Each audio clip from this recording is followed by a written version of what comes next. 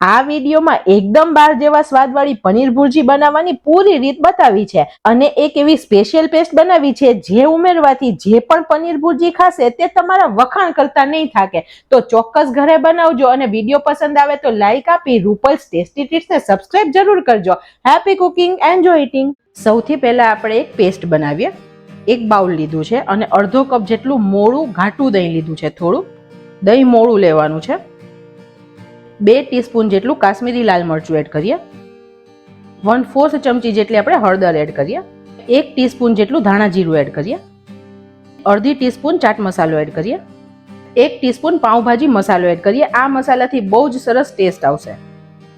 અને 1 ટીસ્પૂન જેટલો kitchen king મસાલો એડ કરીએ. જો તમારી પાસે કિચન કિંગ મસાલો નથી તો તમે દાળ શાકનો ગરમ મસાલો હોય તે પણ વાપરી શકો છો. આપણે ચાટ મસાલો એડ કર્યો છે. 1 પિંચ જેટલું જ મીઠું એડ કરીએ છીએ. હવે બધું સરખું મિક્સ કરી દઈએ. આપણે દહીંનું મેરિનેશન બનાવ્યું છે.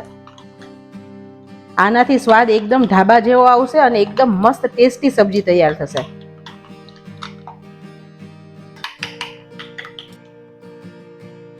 એક પેન લીધું છે અને ગેસની ફ્લેમ એકદમ સ્લો રાખીએ. તેની અંદર 2 રોટીની ચમચી તેલ એડ કરીએ. તેલમાં 1 ચમચી બેસન એડ કરીએ અને સરખું ગોલ્ડન થાય અને સરસ સુગંધ આવે ત્યાં સુધી શેકી લઈએ. આ બેસનથી ભુરજીમાં એકદમ સારું બાઇન્ડિંગ આવશે અને ટેસ્ટ પણ બહુ જ સરસ આવશે. જ્યારે તમે પીરસશો ને ત્યારે બિલકુલ પાણીનો રેલો નહીં નીકળે. હવે સુગંધ પણ આવે છે ને તમે જો બેસનનો કલર પણ બદલાઈ ગયો છે. ગેસની ફ્લેમ આપણે બંધ કરી દઈએ. તેની અંદર કલર માટે અડધી ચમચી જેટલું કાશ્મીરી લાલ મરચું એડ કરીએ. સરખું મિક્સ કરીએ કેમ કે આપણું પેન ગરમ જ છે તો સરસ મિક્સ થઈ જશે અને તેને આપણે પેસ્ટમાં રેડીએ.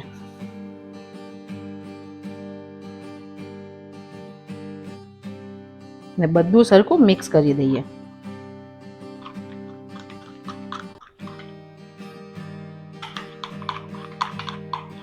આપણી એકદમ ટેસ્ટી પેસ્ટ બનીને રેડી થઈ ગઈ છે. 1 ચમચી શેકીને રાખેલી કસૂરી મેથી એડ કરીએ હાથેથી મસળીને.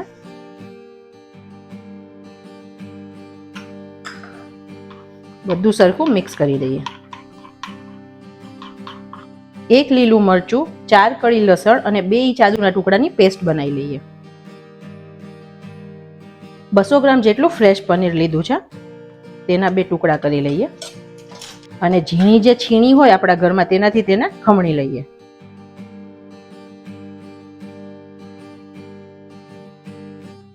હવે આપણે વઘાર માટે એક નોનસ્ટિક પેન લીધું છે. ગેસની ફ્લેમ એકદમ સ્લો રાખીએ. 3 ચમચી તેલ એડ કરીએ. 2 ચમચી બટર એડ કરીએ. અડધી ચમચી જેટલું જીરું એડ કરીએ. ગેસની ફ્લેમ સ્લો જ રાખવાની, નહીં તો આ ટાઈમે બટર છે ને તે બળીને કાળું કાળું થઈ જશે. બટર આપણું બળવું ના જોઈએ. તેલ આપણે પહેલા એટલા માટે જ નાખવાનું કે બટર બળી ના જાય.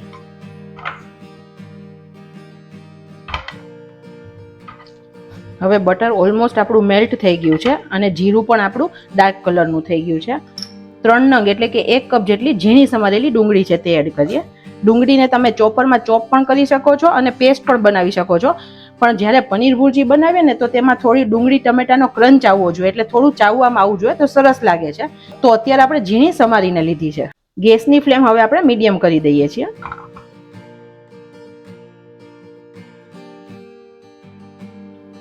આમાં ડુંગળી આપણે એકદમ ડાર્ક કલરની નથી કરવાની, બ્રાઉન. આપણે માત્ર તેને ટ્રાન્સપરન્ટ કરવાની છે એટલે તેની કચાશ દૂર થઈ જાય. આછી ગુલાબી રંગની થાય તેવી કરીશું.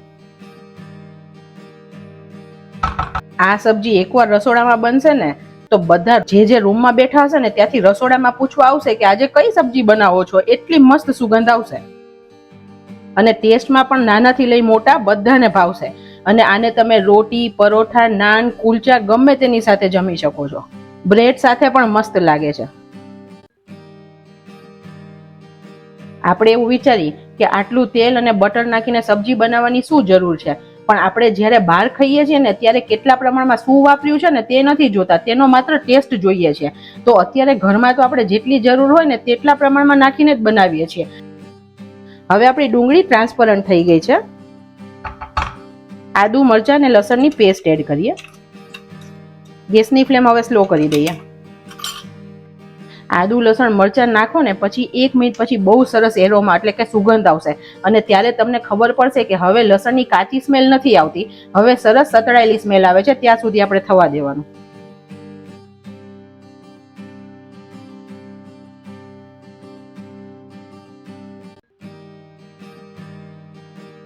હવે મરચાં, આદુ, લસણની કચાશ નીકળી ગઈ છે. ત્યારે આપણે 1 કપ એટલે કે 3 નંગ જેટલા ટમેટા ઝીણા સમારીને લીધા છે તે એડ કરીએ.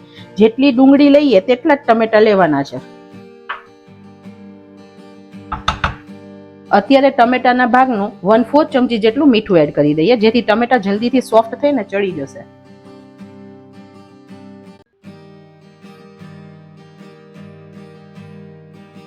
હવે ટમેટા સોફ્ટ થાય ને તેલ છૂટું પડે ત્યાં સુધી આને ઢાંકીને થવા દઈએ.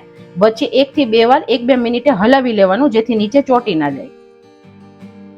એકવાર ખોલીને હલાવી દઈએ, જેથી ટમેટા ઉપર નીચે થઈ જાય ને બધી જગ્યાથી સરસ ચડી જાય.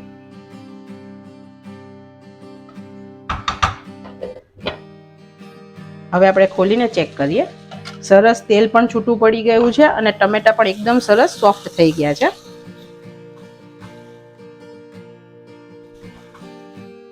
તમે આમ દબાવીને જોશો ને તો એકદમ સરસ મેશ થઈ જાય છે. આવા હોવા જોઈએ, નહીં તો ખાતી વખતે બહુ કાચા કાચા લાગે છે.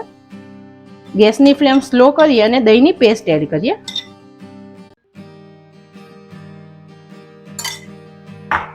અને તરત હલાવવાનું. બેસનને લીધે દહીં ફાટી નહીં જાય, પણ આપણે ગેસની ફ્લેમ સ્લો કરી અને હલાવી દેવાનું તરત, જેથી દહીં ફાટીને કડલ ના થઈ જાય. દહીંથી આમાં બહુ સારું ક્રીમી ટેક્સચર આવશે અને ટેસ્ટ પણ ભુરજીનો બહુ સરસ બનશે. અને દહીં મોડું લેવાનું, જેથી ગરમ થઈને તે ખાટું ના થઈ જાય. દહીંનું મિશ્રણ આપણું સરસ મિક્સ થઈ ગયું છે અને સાઈડમાંથી તેલ પણ છૂટી રહ્યું છે. હવે આ ગ્રેવીને પતલી કરવા માટે તેમાં પાણી એડ કરવું પડશે. આમાં જ્યારે આપણે પાણી એડ કરીએ ત્યારે ગરમ પાણી જ એડ કરવાનું, ઠંડુ પાણી એડ નહીં કરવાનું. પહેલા અડધો કપ પાણી એડ કરીએ છીએ અને સરખું મિક્સ કરીએ. ભુરજી હોય તે ખાવામાં એકદમ ડ્રાય ન હોય, થોડી ગ્રેવી વાળી હોય, તો આપણે કન્સિસ્ટન્સી જોઈએ તેવી આપણી રીતે સેટ કરી શકીએ છીએ.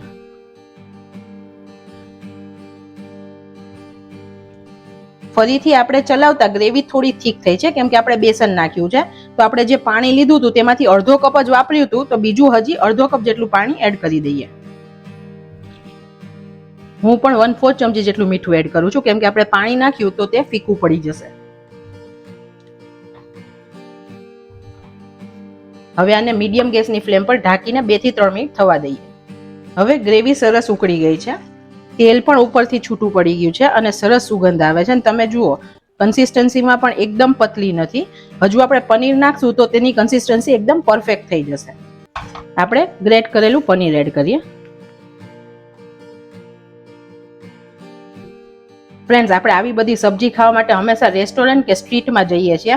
હવે તમારે તેવી જ મસાલેદાર મસ્ત સબ્જી ઘરે જ બનીને રેડી થઈ જશે, તે પણ માત્ર મિનિટોમાં. અને આપણે કોઈ કલર કે કોઈ પ્રિઝર્વેટિવનો ઉપયોગ નથી કર્યો. બહાર તો સરસ કલર દેવા માટે લાલ ફૂડ કલર પણ એડ કરે છે. અત્યારે આની કન્સિસ્ટન્સી પરફેક્ટ છે, કેમ કે આપણે આને કુલચા કે નાન સાથે ખાવાનું હોય છે. તો ડ્રાય શાક હોય તો આપણને ન ભાવે, તો ભુરજી હંમેશા થોડી લસલસતી જ હોય.